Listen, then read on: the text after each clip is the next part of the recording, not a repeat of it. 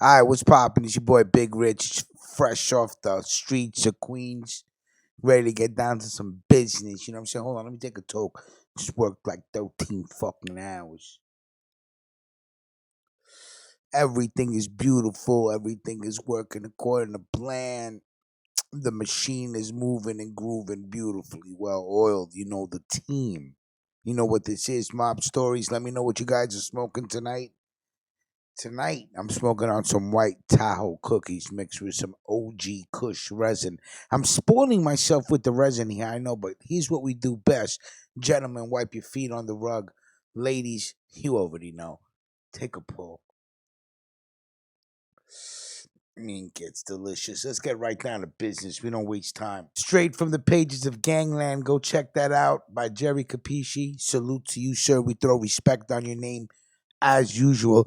And go check out some of the books that Jerry Capisci has written.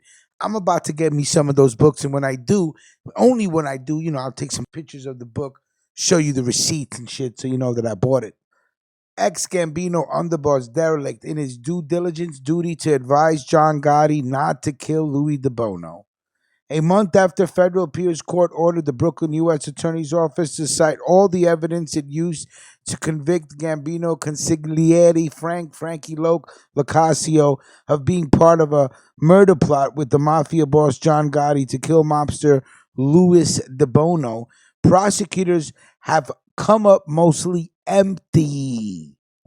They got ugats, nothing. You got a good man in jail over. But they did come up with a novel analysis of the Dapper Dan as a chief executive who welcomed being contradicted by his underlings. In a 10-page filing made in response to the surprise ruling last month in Locaccio's favor by the Second Circuit Court of Appeals, the feds fell back on the same FBI tape presented at the trial in which Gotti is heard saying DiBono is going to be killed. In that notorious December 12, 1989 tape talk, Gotti is heard to say of DiBono, he's going to die because he refused to come in.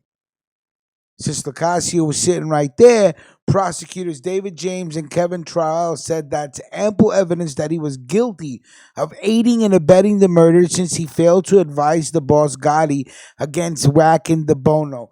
What the yo? The feds are smoking Special K. What are you smoking? Dust?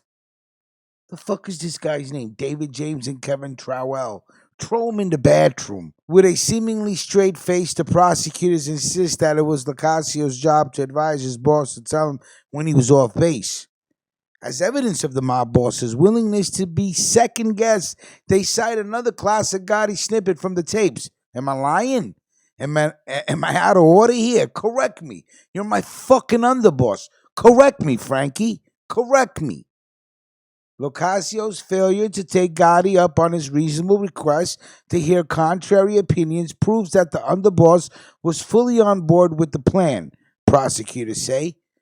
Their search through the Gotti archives came up as a result of the ruling last month by the appeals court to provide all evidence presented at trial supporting Locaccio's conviction for murder and conspiracy to murder. The surprise directive by the appeals court, which has upheld Frankie Loc's conviction for DiBono's 1990 murder in a World Trade Center parking garage several times over the years, was unusual. Locascio, 87, began his 30th year behind bars next month. The court's one-page decision was in response to a 70-page government filing that seemed to contain all the evidence that the government used to convict Locascio at his 1992 trial. The court issued its ruling last month after Locascio asserted in a last-ditch effort for his release that he obtained newly discovered evidence from the government star witness at his trial, turncoat underboss Salvatore Sammy the Bull Gravano, that Frankie Loc was innocent of the DiBono murder, the crime for which he was sentenced to life without parole. But in its response last week, prosecutors had nothing to say about the Gravano affidavit. In his statement, he declared that Locascio was innocent of the DiBono murder.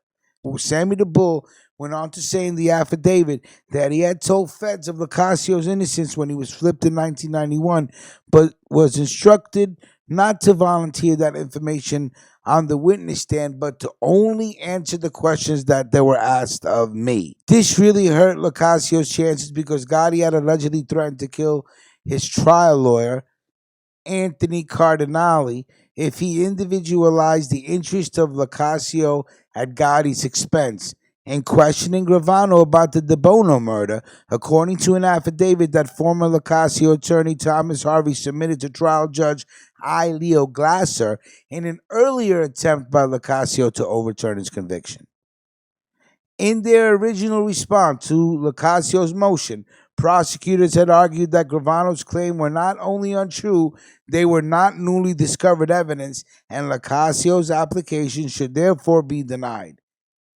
In last week's filing, prosecutors ignored Gravano's assertion in his affidavit that Gotti gave the order to kill DiBono, that as family boss, Gotti had the sole authority to make the decision to kill DiBono, and that Frankie Loc actually tried to talk to Dapper Dan out of killing the reluctant mobster.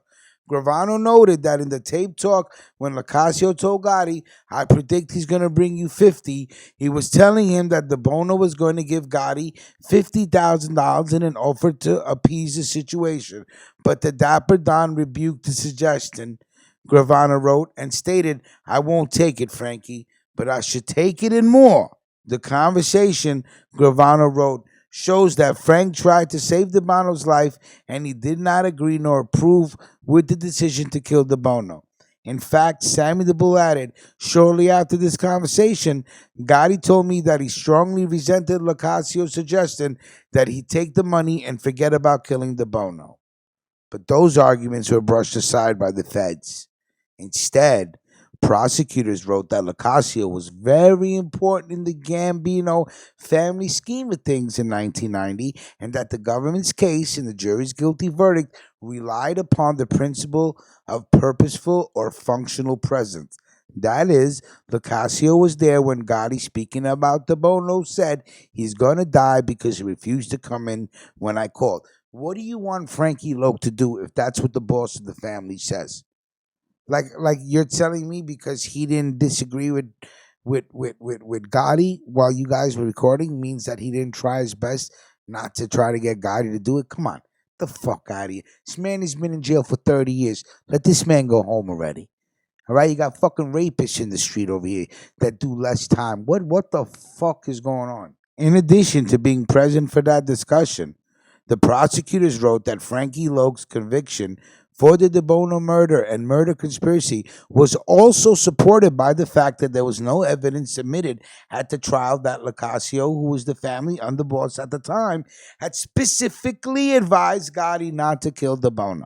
Prosecutors James and Trowell further agree that through the testimony of an expert witness, the government proved at trial that Locaccio's role as underboss was to help evaluate plans presented to Gotti and give advice as needed. The prosecutors also cited Gravano's trial testimony to back up the notion that Gotti really wanted or expressed Locascio to correct his all-powerful boss who had taken over the Gambino family by whacking the family's former boss. In the same paragraph that they cite their expert's trial testimony about the role of an underboss, they wrote that Gravano had testified that he helped John run the family when he was underboss. From Sammy the Bull's perspective, the most memorable thing about the December 1989 tape Gravano wrote was the fact that shortly thereafter, I was promoted to the position of official underboss and Frankie Locascio was made the acting consigliere. It was clear that Frank's suggestion to Gotti about DiBono was one of the reasons why Gotti made the change in positions. Again, great article. Salute to Jerry Capisci. And you guys got to check out his book, Murder Machine, by Gene Mustaine and Jerry Capisci. The scariest book ever about the mob. A true story of madness and mafia. All right? So salute to Jerry Capisci. Salute to Gangland News. We throw respect on your name. You know the team that brings it to you live. And tune in to tomorrow morning show when we give you guys updates about the Meldish murder trial. All right? Salute to everybody. Have a good evening. Like the video. And share and comment and let me know what you guys are smoking on. All right? Salute.